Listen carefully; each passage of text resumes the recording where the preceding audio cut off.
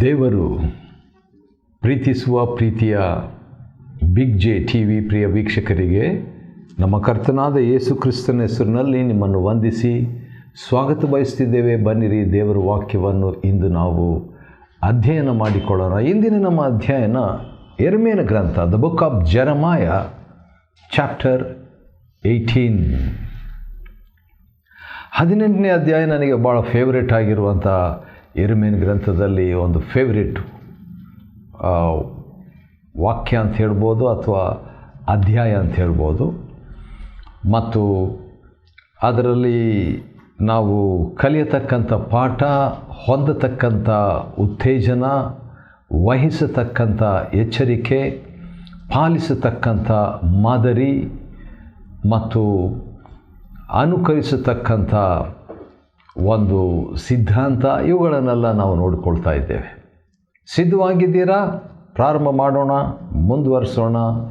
Jeremiah, the book of ಜೆರೆಮಾಯ. ಅಂದ ಹಾಗೆ ಯೆರೆಮೀಯ ಅಂದರೆ ಯೆಹೋವನು ಮೇಲಕ್ಕೆತ್ತುವನು, ಯೆಹೋವನು ಎಬ್ಬಿಸುವನು, ಯೆಹೋವನು ಸ್ಥಾಪಿಸುವನು, ಯೆಹೋವನು ನಮಗೆ ಬಡತಿ ಅಥವಾ ಯೆಹೋವನು ಬಡತಿ ನೀಡುವನು.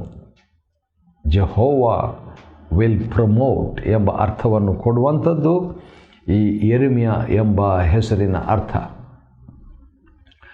ಈಗ 18ನೇ ಅಧ್ಯಾಯದಲ್ಲಿ ಯೆಹೋವನೆಂದರೆ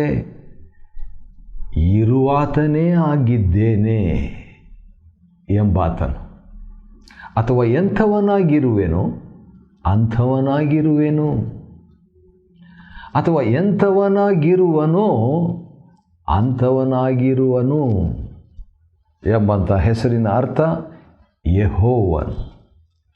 ಯೆಹೋವನ ಯೆರೆಮೀಯನಿಗೆ, ನೀನೆದ್ದು ಕುಂಬಾರನ ಮನೆಗೆ ಇಳಿದು ಹೋಗು. ಒಂದು ಡೆಮಾನ್ಸ್ಟ್ರೇಷನ್, ಒಂದು ಅಸೈನ್ಮೆಂಟ್, ಒಂದು ಕೆಲಸ. ಇಳಿದು ಹೋಗು, ಅಲ್ಲೇ ನನ್ನ ನುಡಿಯನ್ನು ನಿನಗೆ ಕೇಳ ಮಾಡುವೆನು. ದೇವರು ಮಾತಾಡೋದು ಕೇಳಿಸ್ಕೊಳ್ತಿದ್ರ ಹಳೆ ಒಡಂಬಡಿಕೆಯಲ್ಲಿ? ಹೌದು. ಅಲ್ಲಿ ಕುಂಬಾರನ ಮನೆಯಲ್ಲಿ ನನ್ನ ನುಡಿಯನ್ನು ನಿನಗೆ ಕೇಳ ಮಾಡುವೇನಂತ ದೇವರು ಹೇಳ್ತಾರೆ. ಒಟ್ಟು 2084 ಸಾರಿ ದೇವರು ಮಾತಾಡಿದ್ದಾರಂತ ಹಳೆ ಒಡಂಬಡಿಕೆಯಲ್ಲಿ ನೋಡ್ತೇವೆ. ಮೋಶೆಯ ಪಂಚಗ್ರಂಥಗಳಲ್ಲಿಯೇ 560 ಸಾರಿ, ಇತಿಹಾಸದ ಪುಸ್ತಕದಲ್ಲಿ 300 ಸಾರಿ, ಪ್ರವಾದನೆಯ ಪುಸ್ತಕದಲ್ಲಿ 1200 ಟೈಮ್ಸ್, ಮಲಾಕಿ ಗ್ರಂಥದಲ್ಲಿ ಅಷ್ಟೇ 24 ಸಾರಿ. ಚಿಕ್ಕ ಪುಸ್ತಕ, 4 ಅಧ್ಯಾಯಗಳಿರುವಂಥದ್ದು, ಅದರಲ್ಲಿ 24 ಸಾರಿ ಯೆಹೋವನೆಂತೆನ್ನುತ್ತಾನೆ ಎಂಬಂಥ ಪದ ನಾವು ನೋಡ್ತೇವೆ. ಸರಿ, ಆದ ಕಾರಣ ಆಗ ನಾನು, ಅಂದರೆ ಯೆರೆಮೀಯನು ಹೇಳ್ತಿದ್ದಾನೆ 3ನೇ ವಚನದಲ್ಲಿ, ಜೆರೆಮಾಯ 18:3, ಆಗ ನಾನು ಕುಂಬಾರನ ಮನೆಗೆ ಇಳಿದು ಹೋದೆನು. ಅಲ್ಲಿ ಏನು ನಡೀತಾ ಇತ್ತು ನೋಡೋಣ. ಈಗ ಸೀನ್ ಚೇಂಜ್ ಆಗ್ತದೆ, ದೃಶ್ಯ ಬದಲಾಗ್ತದೆ. ದೇವರು ಯೆರೆಮೀಯ ಅಷ್ಟೇ ಮಾತಾಡಿದರು. ಈಗ ಕುಂಬಾರನ ಮನೆಗೆ ಹೋಗ್ಬಿಟ್ಟಿದ್ದಾನೆ. ಈಗ ಕುಂಬಾರನು ಚಕ್ರದ ಮೇಲೆ ತನ್ನ ಕೆಲಸವನ್ನು ನಡೆಸ್ತಾ ಇದ್ದನು. ಅವನ ಪಾಡಿಗೆ ಅವನ ಕೆಲಸ ಮಾಡ್ತಾ ಇದ್ದ. ಆ ಕುಂಬಾರನು, ಭಾಳ ಇಂಟ್ರೆಸ್ಟಿಂಗ್ ಆಗಿ ಒಂದು ವಿಷಯ ಬರ್ತೈತೆ, ಭಾಳ ಲಕ್ಷ್ಯ ಕೊಟ್ಟು ಕೇಳ್ರಿ. ನನಗೂ ಭಾಳ ಎಕ್ಸೈಟೆಡ್ ಆಗ್ತಾ ಇದೆ. ಯಾಕಂತ ಹೇಳಿದ್ರೆ ಬಹಳ ಎನ್ಕರೇಜಿಂಗ್ ಆಗಿರುವಂಥ ಒಂದು ಮಾತು ಇದರಲ್ಲಿ ಇರುವಂಥದ್ದನ್ನು ಗಮನಿಸ್ತೇವೆ. ಆ ಚಕ್ರದ ಮೇಲೆ ಅವನು ಕೆಲಸ ಮಾಡ್ತಾ ಇದ್ದಾಗ ಆ ಕುಂಬಾರನು ಜೇಡಿ ಮಣ್ಣಿನಿಂದ ಮಾಡುತ್ತಿದ್ದ ಪಾತ್ರೆಯು ಅವನ ಕೈಯಲ್ಲಿ ಕೆಟ್ಟು ಹೋಯಿತು. ಕುಂಬಾರನ ಕೈಯಲ್ಲಿನೇ ಕೆಟ್ಟೋಯ್ತಂತೆ.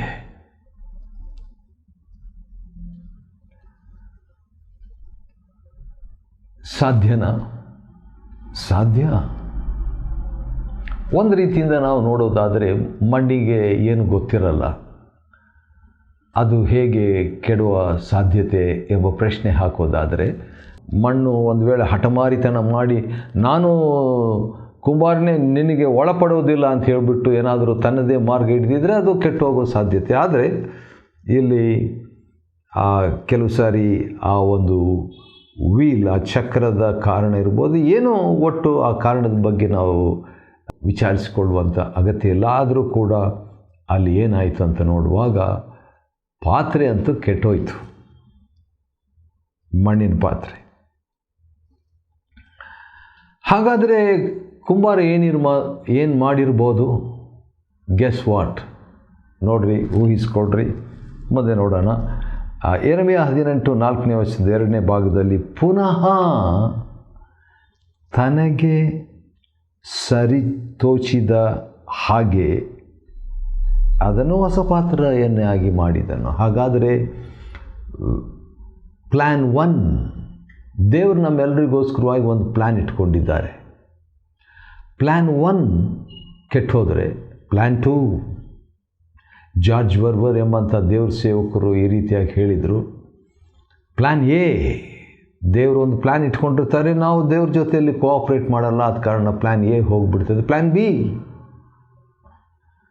ಕೆಲವು ಸರಿ ಪ್ಲ್ಯಾನ್ ಬಿ ಕೂಡ ನಾವು ದೇವ್ರ ಜೊತೆಯಲ್ಲಿ ಸಹಕರಿಸೋದಿಲ್ಲ, ಡಿಲೇ ಮಾಡಿಬಿಡ್ತೀವಿ, ಸೋಮಾರಿತನ ಬಂದುಬಿಡ್ತದೆ, ಸೀರಿಯಸ್ನೆಸ್ ಇಲ್ಲ ಲೈಫ್ನಲ್ಲಿ, ಪ್ಲ್ಯಾನ್ ಬಿ ಕೂಡ ಹೋಗಿಬಿಡ್ತದೆ. ಪ್ಲ್ಯಾನ್ ಸಿ, ಜಾರ್ಜ್ ವರ್ವರ್ ಎಂಬಂಥ ದೇವ್ರ ಸೇವಕರು ಈ ರೀತಿಯಾಗಿ ಹೇಳ್ತಾರೆ, thank god for plan B, C, D, ಅದು ಜಿ ತನಕ ಅಥವಾ ಝೆಡ್ ತನಕ ಇರುವಂಥ ಪ್ಲ್ಯಾನ್ಗಳು, ಎಷ್ಟೊಂದು ಪ್ಲ್ಯಾನ್ಗಳು ದೇವರು ನಮಗಾಗಿಟ್ಟಿದ್ದಾರೆ ಅಂತ ಹೇಳ್ಬಿಟ್ಟು. ಆದ ಕಾರಣ ಇಲ್ಲಿ ಪ್ಲ್ಯಾನ್ ಎ, ಕುಂಬಾರನ ಕೈಯಲ್ಲಿದ್ದಂಥ ಪಾತ್ರೆ ಕೆಟ್ಟೋಗ್ಬಿಡ್ತು. ಆದ ಕಾರಣ ಪ್ಲ್ಯಾನ್ ಬಿ, ಪುನಃ ತನಗೆ ಸರಿತೋಚಿದ ಹಾಗೆ ಅದನ್ನು ಹೊಸ ಪಾತ್ರೆಯನ್ನಾಗಿ ಮಾಡಿದನು. ವಾವ್! ನಾನು ನನ್ನ ದೇವರ ಕೈಯಲ್ಲಿ, ಖಂಡಿತವಾಗಿ ದೇವರ ಸಮಸ್ಯೆ ಅಲ್ಲ, ನನ್ನ ಸಮಸ್ಯೆ, ನನ್ನ ಸ್ವಾರ್ಥ, ನನ್ನ ಗರ್ವ, ನನ್ನ ಸೋಮಾರಿತನ, ನನ್ನ ಅಪನಂಬಿಕೆ, ನನ್ನ ಸಹಕರಿಸದಿರುವ ಮನೋಭಾವನೆ, ನಾನ್ ಕೋಆಪರೇಟಿವ್ ಆ್ಯಟಿಟ್ಯೂಡ್, ಇವುಗಳ ನಿಮಿತ್ತವಾಗಿ ಪ್ಲ್ಯಾನ್ ಎ ದೇವರ ಕೈಯಲ್ಲಿ ನಾನು ಸಹಕರಿಸದೆ ಹೋದ ಪಕ್ಷದಲ್ಲಿ, ಕೆಟ್ಟು ಹೋದ ಪಕ್ಷದಲ್ಲಿ ಪುನಃ ಅಗೇನ್, ಒನ್ಸ್ ಮೋರ್ ಅಂತ ಹೇಳ್ತೀವಲ್ಲ, ಹಾಗೆ ದೇವರು ಇನ್ನೊಂದು ಸಾರಿ ಮತ್ತೆ ತನಗೆ ಸರಿತೋಚಿದ ಹಾಗೆ ಹೊಸ ಪಾತ್ರೆಯನ್ನಾಗಿ ದೇವರು ಮಾಡುವುದಕ್ಕೆ ಶಕ್ತನಾಗಿದ್ದಾನೆ. ಆತನ ನಾಮಕ್ಕೆ ಸ್ತೋತ್ರವಾಗಲಿ. ಯೆರೆಮೀಯ 18:1-4 ಮುಗಿದೋಯ್ತು. ಇದು ಈಗ 5ರಿಂದ ನಾವು ನೋಡೋಣ. ಇದರಲ್ಲಿ ಅಪ್ಲಿಕೇಶನ್ ಇದೆ, ಅಪ್ಲಿಕೇಶನ್ ಅನ್ವಯ ಇದೆ. ಅದೇನೆಂದರೆ, ಆಗ ಯೆಹೋವನು ನನಗೆ ಈ ಮಾತನ್ನು ಅನುಸರಿಸಿದನು ಅಥವಾ ಅನುಗ್ರಹಿಸಿದನು. ಏನಂತ? ಇಸ್ರಾಯೇಲ್ ವಂಶದವರೇ, ಈ ಕುಂಬಾರನು ಮಾಡಿದಂತೆ ನಾನು ನಿಮ್ಮನ್ನು ಮಾಡಕೂಡದೋ? ಖಂಡಿತವಾಗಿ ದೇವರಿಗೆ ಹಕ್ಕಿದೆ. ಈ ಕುಂಬಾರನು ಮಾಡಿದಂತೆ ನಾನು ನಿಮ್ಮನ್ನು ಮಾಡಕೂಡದೋ? ಇಸ್ರಾಯೇಲ್ ಮನೆತನದವರೇ, ಜೇಡಿ ಮಣ್ಣು ಕುಂಬಾರನ ಕೈಯಲ್ಲಿ ಹೇಗೋ ಹಾಗೆಯೇ ನೀವು ನನ್ನ ಕೈಯಲ್ಲಿದ್ದೀರಿ. ವಾವ್!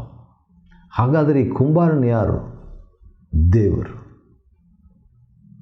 ದೇವರು, ದೇವರ ಕೈಯಲ್ಲಿ ನಾವಿದ್ದೇವೆ. ದೇವರ ಕೈಯಲ್ಲಿ ನಾನಿದ್ದೇನೆ. ನಾನು ಒಂದು ವೇಳೆ ಒಂದು ಜನಾಂಗವನ್ನಾಗಲಿ ರಾಜ್ಯವನ್ನಾಗಲಿ ಕಿತ್ತು ಕೆಡವಿ ನಾಶಪಡಿಸಬೇಕೆಂದು ಅಪ್ಪಣೆ ಕೊಟ್ಟಾಗ, ನಾನು ದಂಡನೆ ನಿರ್ಣಯಿಸಿದ ಜನಾಂಗದವರು ತಮ್ಮ ಕೆಟ್ಟತನದಿಂದ ತಿರುಗಿಕೊಂಡರೆ, ವಾವ್, ಆಮೇನ್. ಇಲ್ಲಿ 18ನೇ ಅಧ್ಯಾಯ ಯೆರೆಮೀಯನ ಗ್ರಂಥ 8ನೇ ವಚನದಲ್ಲಿ ದೇವರು ಹೇಳ್ತಾರೆ, ನಾನು ದಂಡನೆ ನಿರ್ಣಯಿಸಿಬಿಟ್ಟಿದ್ದೇನೆ ರಾಷ್ಟ್ರೀಯ ಮಟ್ಟದಲ್ಲಿ. ಆದರೆ ಆ ಜನಾಂಗದವರು ಒಂದು ವೇಳೆ ನ್ಯಾಷನಲಿ ಯಾವ ರೀತಿಯಾಗಿ ನಿನಿವೆದವರು ದೇವ್ರ ಕಡೆ ತಿರುಗಿಕೊಂಡ್ಬಿಟ್ರು, ಆ ರೀತಿಯಾಗಿ ತಮ್ಮ ಕೆಟ್ಟತನದಿಂದ ತಿರುಗಿಕೊಂಡರೆ here is a good news. Wow, I like it. ಏನದು? ನಾನು ಮಾಡಬೇಕೆಂದಿದ್ದ ಕೇಡನ್ನು ಮನಮರುಗಿ ಮಾಡದಿರುವೆನು. I will not judge. Wow wow, super. ಈ ಅಧ್ಯಾಯ ನನಗೆ ಭಾಳ ಇಷ್ಟ. ಕೆಲವು ಸಾರಿ ಇದು ನನ್ನ ಜೀವನದ ಹಾಗೆ, ಇದರಲ್ಲಿ ಕೆಲವು ಘಟನೆಗಳು ಇರೋದರಿಂದ ಅದನ್ನು ನಾನು ಅಪ್ಲೈ ಮಾಡಲಿಕ್ಕೆ ಬೇಗನೆ ನನಗೆ ಅರ್ಥವಾಗ್ತದೆ. ನಾನು ಮಾಡಬೇಕೆಂದಿದ್ದ ಕೇಡನ್ನು ಮನಮರುಗಿ ಮಾಡದಿರುವೆನು. ಸರಿ, ಒಂದು ವೇಳೆ ಒಂದು ಜನಾಂಗವಾಗಲಿ ರಾಜ್ಯವಾಗಲಿ ನೆಟ್ಟು ಕಟ್ಟಬೇಕೆಂದು ಅಪ್ಪಣೆ ಕೊಟ್ಟಾಗ ಅದು ನನ್ನ ಮಾತನ್ನು ಕೇಳದೆ, ದೇವ್ರ ಮಾತು ಕೇಳದೆ, ನನ್ನ ದೃಷ್ಟಿಯಲ್ಲಿ ಕೆಟ್ಟತನವನ್ನು ಮಾಡಿದರೆ ನನ್ನ ಮನಸ್ಸನ್ನು ಬದಲಾಯಿಸಿಕೊಂಡು ಅದಕ್ಕೆ ಮಾಡಬೇಕಾಗಿದ್ದ ಮೇಲನ್ನು ಮಾಡದೆ ಇರುವೆನು. ಹೌದು, ಅದನ್ನೇ ಈ ಕುಂಬಾರನ ಸಾಮ್ಯದಿಂದ ನಾವು ಕಲಿತೇವೆ. The parable of the potter and the pot. ಸರಿ, ಈಗ ನೀನು ಯೆಹೂದ್ಯರಿಗೂ ಯೆರೂಸಲೇಮಿನವರಿಗೆ ಈ ಮಾತನ್ನು ಹೇಳುವಂಥ ದೇವರು ಹೇಳ್ತಾರೆ ಯೆರೆಮೀಯನಿಗೆ. ಏನಂತ ಹೇಳಬೇಕಂತೆ? ಆಹಾ, ನಾನು ನಿಮಗೆ ವಿರುದ್ಧವಾಗಿ ಯೋಚಿಸಿ, ಅದನ್ನು ದೇವರು ಹೇಳಿಬಿಡ್ತಾರೆ ನೋಡ್ರಿ. I am thinking against you. ವಿರುದ್ಧವಾಗಿ ಯೋಚಿಸಿ ಕೇಡನ್ನು ಕಲ್ಪಿಸುತ್ತಿದ್ದೇನೆ. I am planning evil. ಭಾಳ ಸರಿ ನಮಗೆ ಯೆರೆಮೀಯ 29:11 ಗೊತ್ತಿರ್ತದೆ. ದೇವರು ನಮ್ಮ ವಿಷಯದಲ್ಲಿ ಯೋಚಿಸುವ ಆಲೋಚನೆ ಹಿತದ ಆಲೋಚನೆ. ಹೌದು, ನಿಜ ನಿಜ. ಆದರೂ ಕೂಡ ಜನರು ತಪ್ಪು ಮಾಡಿದಾಗ ದೇವರು ಅಹಿತಕರವಾದ ಯೋಚನೆ ಮಾಡಬೇಕಾಗ್ತದೆ. ಅದನ್ನೇ ನಾವು ಅದು ಯೆರೆಮೀಯ 29:11, ಆದರೆ ಇದು ಯೆರೆಮೀಯ 18:11. ಆದರೆ ಒಂದು ವ್ಯತ್ಯಾಸ ಇಲ್ಲಿ. ನಿಮಗೆ ವಿರುದ್ಧವಾಗಿ ಯೋಚಿಸಿ ಕೇಡನ್ನು ಕಲ್ಪಿಸುತ್ತಿದ್ದೇನೆ. ನಿಮ್ಮಲ್ಲಿ, ಗಮನಿಸ್ರಿ, ಇದು ಭಾಳ ಚೆನ್ನಾಗಿದೆ. ಇದು ನಿಮ್ಮಲ್ಲಿ ಪ್ರತಿಯೊಬ್ಬನು ತನ್ನ ತನ್ನ ದುರ್ಮಾರ್ಗದಿಂದ ಹಿಂದಿರುಗಲಿ. Let him turn from his wickedness. ನಡತೆಯನ್ನು, ಕೃತ್ಯಗಳನ್ನು ಸರಿಪಡಿಸಿಕೊಳ್ಳಲಿ. Mend your ways. ಆ ರೀತಿಯಾಗಿ ವಾರ್ನಿಂಗ್ ದೇವರು 11ನೇ ವಚನದ ಮೊದಲನೇ ಭಾಗದಲ್ಲಿ ಕೊಟ್ಟುಬಿಟ್ಟು ಆನಂತರ ದೇವರು ಸೊಲ್ಯೂಷನ್ ಕೂಡ ಕೊಡ್ತಾರೆ. ಆತನ ನಾಮಕ್ಕೆ ಸ್ತೋತ್ರ. ಆದರೆ ದೇವರು ಕೊಟ್ಟಂಥ ಸೊಲ್ಯೂಷನ್ ಅವರು ರಿಜೆಕ್ಟ್ ಮಾಡಿದರು. ಯಾಕಂದರೆ ಏನೂ ನಿರೀಕ್ಷೆ ಇಲ್ಲ, ನಮ್ಮ ಆಲೋಚನೆಗಳಿಗೆ ತಕ್ಕಂತೆ ನಡಿತೇವೆ ನಾವು ಅಂತ ಹೇಳಿಬಿಟ್ಟು ತೀರ್ಮಾನ ಮಾಡ್ಕೊಂಡ್ಬಿಟ್ರಂತೆ. ಹಾಗಾದರೆ ದೇವರು ಏನು ಮಾಡಬೇಕು? 13ನೇ ವಚನದಿಂದ 17ನೇ ವಚನದವರೆಗೆ ಜಡ್ಜ್ಮೆಂಟ್, ಜಡ್ಜ್ಮೆಂಟ್, ಜಡ್ಜ್ಮೆಂಟ್. ಹೌದು, ಅಸಹ್ಯ ಕಾರ್ಯ 14ನೇ ವಚನ, ವಿಗ್ರಹಗಳಿಗೆ ಧೂಪ 15ನೇ ವಚನ, ಮುಗ್ಗರಿಸುವಂತೆ ಅನುಭವ 15ನೇ ವಚನ, ಅಲೆಯುವಂತೆ ಮಾಡೋದು 15ನೇ ವಚನದ ಕೊನೆ ಭಾಗ, ಶತ್ರುಗಳ ಮೇಲೆ ಬೀಳುವಂಥ ಒಂದು ಅನುಭವ 17ನೇ ವಚನ. ಇಂಥ ಅನುಭವಗಳನ್ನು ದೇವರು ಮಾಡ್ತಾರಂತೆ. ಶತ್ರುಗಳ ಮೇಲೆ ಬಿದ್ದಾಗ 17ನೇ ವಚನ, 18ನೇ ಅಧ್ಯಾಯ ಯೆರೆಮೀಯನ ಗ್ರಂಥ 17ನೇ ವಚನದಲ್ಲಿ ಶತ್ರುಗಳ ಮೇಲೆ ಬಿದ್ದಾಗ ನನ್ನ ಜನರನ್ನು, ವಾವ್, ಐ ಲೈಕ್ ಇಟ್. ದೇವರು ನನ್ನ ಜನರು ಎಂಬುದಾಗಿ ಹೇಳ್ತಾರೆ. ಹೌದು, ನಾನು ಜಡ್ಜ್ಮೆಂಟ್ ಮಾಡ್ತಾ ಇದ್ದೀನಿ, ನಿಮ್ಮ ಪ್ರತಿಕ್ರಿಯೆ ಸರಿಯಾಗಿಲ್ಲ, ಪಾಸಿಟಿವ್ ಆಗಿಲ್ಲ, ಆದರೂ ಕೂಡ ನೀವು ನನ್ನ ಜನರು. Look at the heart of god. ದೇವರ ಹೃದಯ ನೋಡ್ರಿ ಎಷ್ಟು ಚೆನ್ನಾಗಿದೆ. ಸರಿ, 18ನೇ ವಚನದಿಂದ ನಾವು ನೋಡುವಾಗ ಯೆರೆಮೀಯನನ್ನು ಕೆಲವರು ಕೊಲ್ಲಬೇಕಂತ ಪ್ಲ್ಯಾನ್ ಮಾಡ್ತಾರೆ. ಹೌದು, ಅವನನ್ನು ಬಾಯಿಯಿಂದ ಬಡಿಯೋಣ, ಒಂದು ಏಟು ಹಾಕ್ರಿ ಅವನ ಬಾಯಿಗೆ ಎಂಬಂಥ ರೀತಿಯಲ್ಲಿ ಯೆರೆಮೀಯನಿಗೆ ವಿರುದ್ಧವಾಗಿ ಒಳಸಂಚು ಕೆಲವರು ಮಾಡ್ತಾರೆ. ಮಾಡಿದಾಗ ಏನಾಯಿತು, ಅವನು ಪ್ರಾರ್ಥನೆ ಮಾಡ್ತಾನೆ. Wow, this is wonderful. ಮತ್ತಾಯನ ಬರೆದ ಸುವಾರ್ತೆ ಒಂದು ವಾಕ್ಯ ನೆನಪಿಗೆ ಬರುತ್ತಿದೆ, ಅದನ್ನು ನೋಡೋಣ ಬನ್ನಿರಿ. ಮತ್ತಾಯನ ಬರೆದ ಸುವಾರ್ತೆ 5ನೇ ಅಧ್ಯಾಯದಲ್ಲಿ ಹೇಗಿದೆ ಏನಿದೆ ನೋಡೋಣ. ಅದು ಏನಂದರೆ, ಒಂದು ವೇಳೆ ಯಾರಾದರೂ ನಮಗೆ ವೈರಿಗಳು, ನಮಗೆ ವಿರುದ್ಧವಾದಂಥವರು ಏನಾದರೂ ಮಾಡಿದರೆ ಅದಕ್ಕೆ ನಮ್ಮ ಪ್ರತಿಕ್ರಿಯೆ ಏನಾಗಿರಬೇಕು ಎಂಬುದಾಗಿ ನಮ್ಮ ಕರ್ತನಾದ ಯೇಸು ಕ್ರಿಸ್ತನು ಹೇಳುವಂಥ ಮಾತನ್ನು ನಾವು ಗಮನಿಸಬಹುದು. ಸರಿ, ಹೌದು, ನಾವು 43ನೇ ವಚನದಲ್ಲಿ ನೋಡುವಾಗ, ನಿನ್ನ ನೆರೆಯವನನ್ನು ಪ್ರೀತಿಸಿ ನಿನ್ನ ವೈರಿಯನ್ನು ಹಾಗೆ ಮಾಡಬೇಕೆಂದು ಹೇಳಿಯದೆ, ಆದರೆ ನಾನು ನಿಮಗೆ ಹೇಳುವುದೇನೆಂದರೆ, ನಿಮ್ಮ ವೈರಿಗಳನ್ನು ಪ್ರೀತಿಸಿರಿ. Love your enemies. ಆಮೇಲೆ ಮುಂದೆ ಹೇಳಲಾಗಿದೆ, ನಿಮ್ಮನ್ನು ಹಿಂಸೆ ಪಡಿಸುವವರಿಗೋಸ್ಕರ ದೇವರನ್ನು ಪ್ರಾರ್ಥಿಸಿರಿ.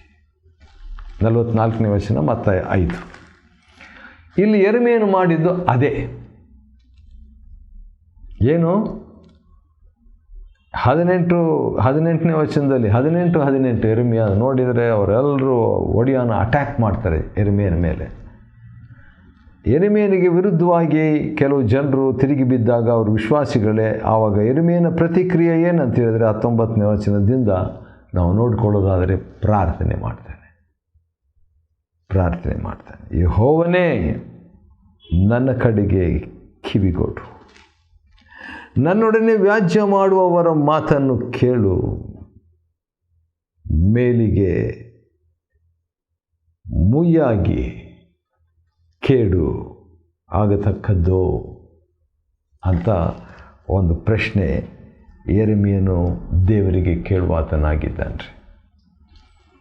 ಹೌದು, ಆ ರೀತಿಯಾಗಿ ಯೆರೆಮೀಯನು ಮಾಡಿಬಿಟ್ಟು ಇನ್ನೊಂದು ಮಾತನ್ನು ಹೇಳ್ತಾನೆ. ಅದು ಸ್ವಲ್ಪ ವಿಚಿತ್ರ ಅನ್ನಿಸ್ತದೆ. 20ನೇ ವಚನದಲ್ಲಿ, ಅವರ ಹಿತಕ್ಕಾಗಿ ವಿಜ್ಞಾಪಿಸಿಕೊಂಡದನ್ನು ಚಿತ್ತವಿಸು. ದೇವರೇ, ಅವ್ರಿಗೋಸ್ಕರವಾಗಿ ನಾನು ಪ್ರೇಯರ್ ಮಾಡಿದ್ನಲ್ಲ, ಅದನ್ನು ನೆನಪು ಮಾಡ್ಕೊ ಎಂಬುದಾಗಿ ಹೇಳ್ತಾನೆ.